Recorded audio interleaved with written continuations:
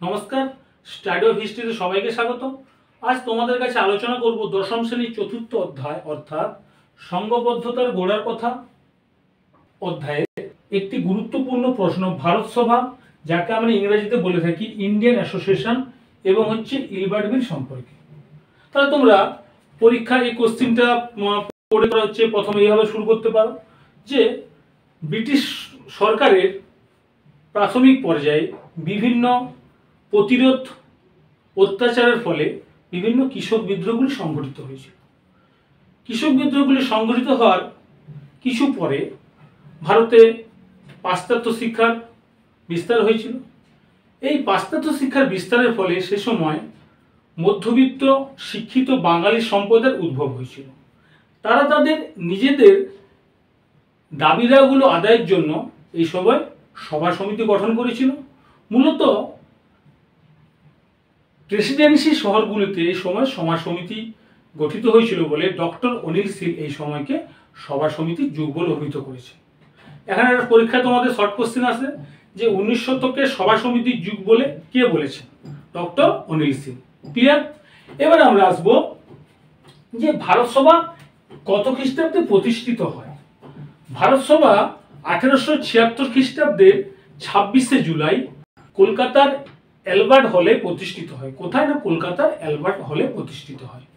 ভারত সভার সদস্যবৃন্দ কারা? না, ভারত সভার প্রধান সদস্যবৃন্দ ছিল সুরেন্দ্রনাথ বন্দ্যোপাধ্যায়, যিনি ছিলেন ভারত সভার প্রাণপুরুষ। কি না, সুরেন্দ্রনাথ বন্দ্যোপাধ্যায় যিনি ছিলেন ভারত সভার প্রাণপুরুষ। তাছাড়া ছিলেন প্রধান উদ্যোক্তা কে না, আনন্দমোহন বসু। এছাড়াও ছিলেন শিবনাথ শাস্ত্রী। এরা ছিল ভারত সভার উল্লেখযোগ্য সদস্যবৃন্দ। সুরেন্দ্রনাথ বন্দ্যোপাধ্যায়কে আমরা কি বলে থাকি? রাষ্ট্রগুরু বলে থাকি বা মুকুটির রাজা বলে থাকি। এগুলো তোমরা জেনে রাখবে, ঠিক আছে? মুকুটির রাজা বা রাষ্ট্রগুরু বলা হয়ে থাকে। অর্থাৎ ভারত সভার প্রাণপুরুষ কে ছিলেন? না, সুরেন্দ্রনাথ বন্দ্যোপাধ্যায়। ক্লিয়ার হলো? এবার আমরা আসবো যে ভারত সভার উদ্দেশ্য, যে ভারত সভার কি কি উদ্দেশ্য রয়েছে। না, ভারত সভার প্রথম উদ্দেশ্য কিনা ইংরেজ শাসনের বিরুদ্ধে জনমত গঠন। ইংরেজ শাসনের বিরুদ্ধে জনমত গঠন করা, অর্থাৎ ইংরেজ বা ব্রিটিশ সরকার এই সময় আইসিএস পরীক্ষা বয়সকে কমিয়ে দিয়েছিল, 21 থেকে 19 করে দিয়েছিল।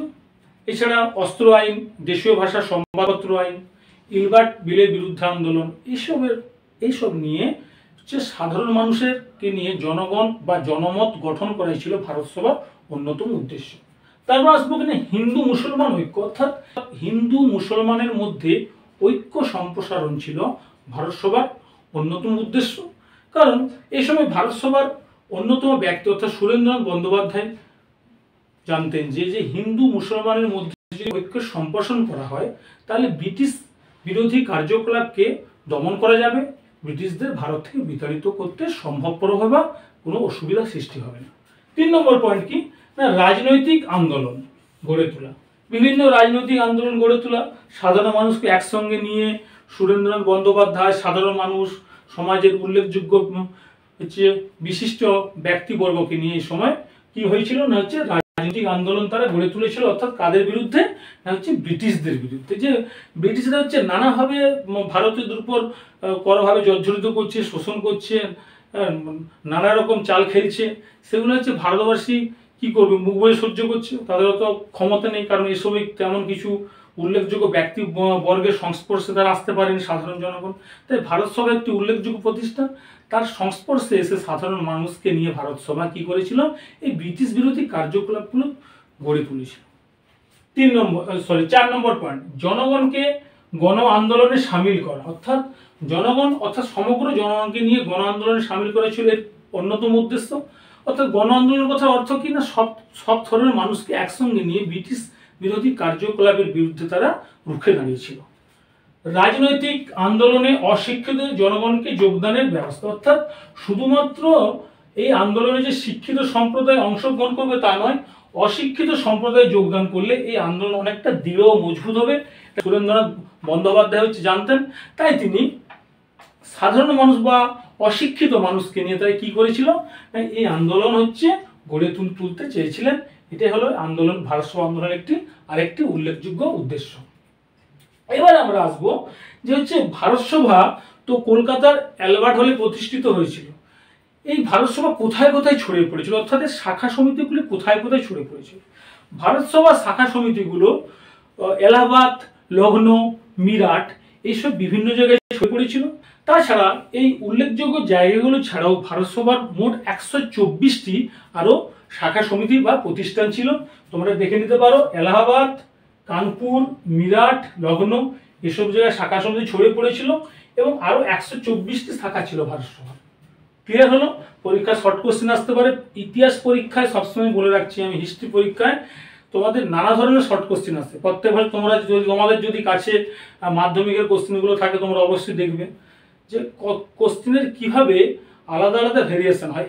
এই বছর এটা আসছে তো এই বছর 5 বছর নেই, আবার 5 বছর 7 বছর পরে আসছে। যে কোশ্চেনের তোমাদের এই জন্য কী করতে, তোমরা পাঠ্য বই বা টেক্সট বইগুলো তোমাদের খুঁটিয়ে খুঁটিয়ে পড়তে হবে। ঠিক আছে? তোমরা অবশ্যই ভালো করে পড়বে, তোমাদের দিকে শর্ট কোশ্চেনের সমস্যা হবে না। তাহলে এইভাবে তোমাদের যে ভারত সভা যদি পরীক্ষায় কোশ্চেন আসে যে কীভাবে শর্ট কোশ্চেন আসতে পারে, যে কত খ্রিস্টাব্দে প্রতিষ্ঠিত হলো, তার হচ্ছে প্রাণ পুরুষ কে ছিল বা সদস্যবৃন্দ কারা, উদ্দেশ্য হয়তো 2 মার্কের পড়ে গেল পরীক্ষায়, যে ভারত সভার উদ্দেশ্যগুলি লেখা হয়তো 2 মার্কস পড়ে গেল। ঠিক আছে? বা ভারত সভা শাখা সমিতিগুলো কোথায় কোথায় ছড়িয়ে পড়েছিল, হয়তো পরীক্ষায় 2 নম্বরও আসতে পারে যে ভারত সভা শাখা সমিতিগুলি কোথায় কোথায় ছড়িয়ে পড়েছিল, এর একটি বা এর 2টি উদ্দেশ্য লেখা। হয়তো পার্ট কোশ্চেন আসতে পারে, 1+1 এইভাবে আসতে পারে। এবার আমরা আসবো যে ভারত সভা বিভিন্ন প্রতিবাদ, আন্দোলন, পদক্ষেপ ও কার্যগুলির সম্মুখীন হয়েছিল। এইখানে তোমাদের একটা জিনিস তোমাদের ক্লিয়ার হয়ে যাবে ভালো, পরীক্ষা তোমাদের যে হচ্ছে ভারত সভার বিভিন্ন আন্দোলনগুলি সম্পর্কে লেখা, তাহলে এটা আসতে পারে। বা ভারত সভার বিভিন্ন কার্যাবলীগুলি সম্পর্কে লেখো বা পদক্ষেপগুলি সম্পর্কে, অর্থাৎ আলাদা আলাদাভাবে আসতে পারে। হয়তো একসঙ্গে বাবাদে দিল না, কি করলো, আন্দোলনগুলি চাইলো বা কার্যবলীগুলি চাইলো বা পদক্ষেপগুলি চাইলো, আলাদা আলাদাভাবে আসতে পারে। তোমরা এটা ক্লিয়ার হয়ে যাও, এই টোটাল পুরো একটা অ্যান্সার হবে। কোশ্চেন অনেকগুলো থাকতে পারে, প্রতিবাদ, আন্দোলন, পদক্ষেপ, কার্যাবলী, কিন্তু টোটাল একটা অ্যান্সার। ঠিক আছে? ক্লিয়ার?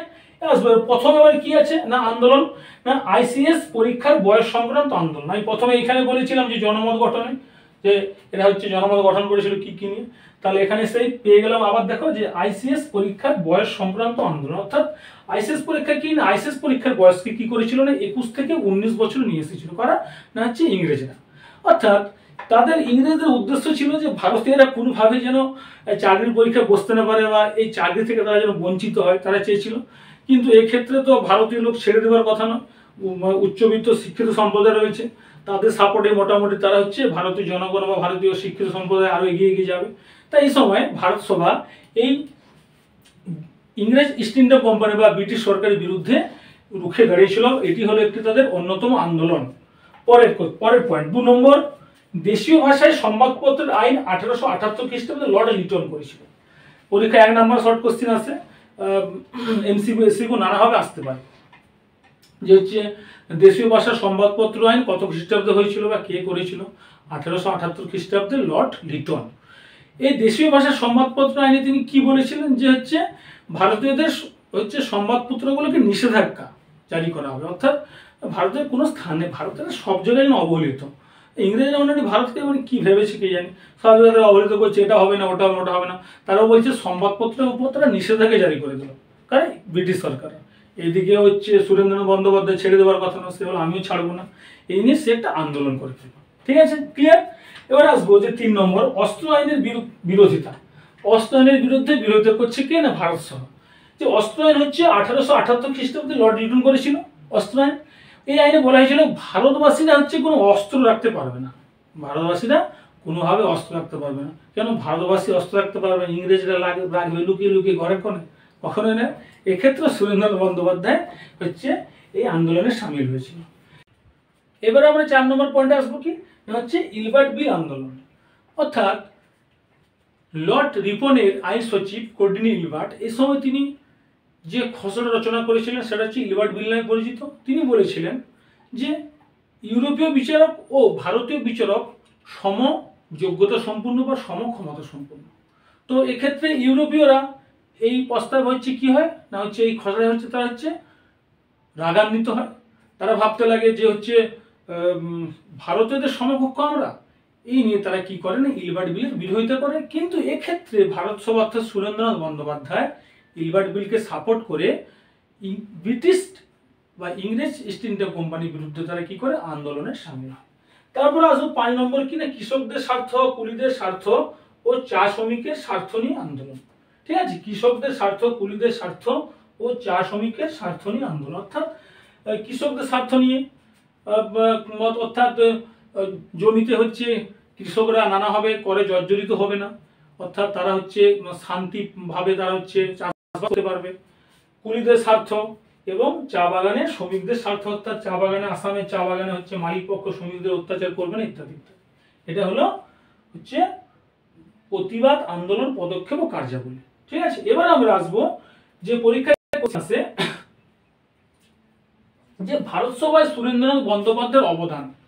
4 নম্বর কোশ্চেন, যদি আমরা একটা 4 নম্বরে হয়তো কোশ্চেন এলো যে ভারত সভায় সুরেন্দ্রনাথ বন্দ্যোপাধ্যায়ের অবদান হচ্ছে সুরেন্দ্রনাথ বন্দ্যোপাধ্যায়ের অবদান যদি পরীক্ষায় এবার যদি আসে 4 নাম্বার, কিভাবে লিখবো আমরা? পরীক্ষায় আসতে পারে কোশ্চেন উদ্দেশ্য, আন্দোলন, তারপরে আসতে পারে যে সুরেন্দ্রনাথ বন্দ্যোপাধ্যায়ের অবদান ভারত সভায়।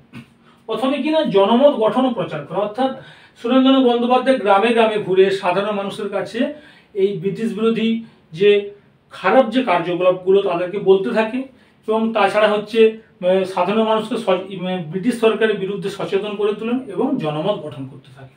2 নম্বর কিনা প্রসার।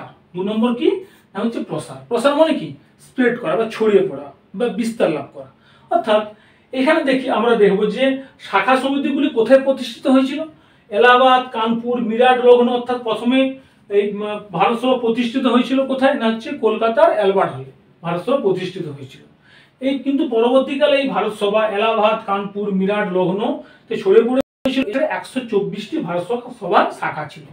এবার আসবো কিনা প্রতিবাদ আন্দোলন গঠন করা, অর্থাৎ বিভিন্ন এই যে প্রতিবাদ আন্দোলন, আইসিএস পরীক্ষা, দেশীয় ভাষার সংবাদপত্র, অস্ত্র আইনের বিরুদ্ধে, ইলবার্ট বিল, কৃষকদের স্বার্থ রক্ষা, কুলিদের স্বার্থ রক্ষা, এইসব প্রতিবাদ আন্দোলন ভারত সভা হচ্ছে কি করেছিল, গঠন করেছিল। তারপর আসবো কি না হচ্ছে জাতীয় সভার আয়োজন করা। জাতীয় সভার আয়োজন কি না হচ্ছে 1883 খ্রিস্টাব্দে কলকাতায় সর্বভারতীয় জাতীয় সম্মেলন বা অল ইন্ডিয়া ন্যাশনাল কনফারেন্স আয়োজিত হয়েছিল। পরীক্ষা 1 নম্বরে শর্ট কোশ্চেন আছে যে অল ইন্ডিয়া ন্যাশনাল কনফারেন্স কত খ্রিস্টাব্দে আয়োজিত হয়েছিল এবং কোথায় হয়েছিল? কলকাতা। খুঁটিনাটি তোমাদের শর্ট কোশ্চেন আছে, তোমরা ভালো করে পড়বে। ঠিক আছে, ভালো করে তোমরা পড়বে, পরীক্ষার সময় তোমাদের কখনোই সমস্যা হবে না। তাই অমলেশ ত্রিপাঠী কি বলেছে না জাতীয় কংগ্রেসের মহড়া বলেছে। কাকে বলেছে না অল ইন্ডিয়া ন্যাশনাল কনফারেন্সকে জাতীয় কংগ্রেসের মহড়া বলে অভিহিত করেছেন। কারণ ভারত সভার সুরেন্দ্রনাথ বন্দ্যোপাধ্যায় সহ বিভিন্ন সদস্যবৃন্দরা পরবর্তীকালে যখন জাতীয় কংগ্রেস 1800 প্রতিষ্ঠিত হয়েছিল তারা সবাই ওখানে যোগদান করেছিল এবং জাতীয় কংগ্রেস একটা উল্লেখযোগ্য দিকে পর্যবসিত হয়েছিল।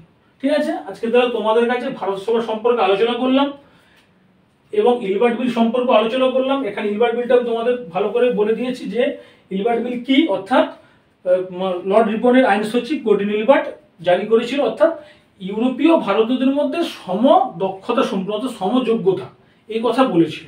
কিন্তু এক্ষেত্রে ইংরেজরা হচ্ছে এই ইলবার্ট বিলকে মানতে পারেনি, কিন্তু ভারতীয়রা মেনেছিল। আর তোমাদের যদি এটা 2 নম্বর আসে বা 4 নম্বর আসে, তোমরা অবশ্যই তোমাদের কাছে যদি রেফারেন্স যদি বই থাকে তোমাদের কাছে, ওরা ভালো করে পড়বে, অবশ্যই তোমরা পারবে। জাস্ট আমি একটু কনসেপ্টটা তোমাদের ক্লিয়ার করে দিই। ঠিক আছে, তোমাদের টোটাল এটা টপিক, এই টপিকের মধ্যে তোমাদের নানা ধরনের কোশ্চেন হয়।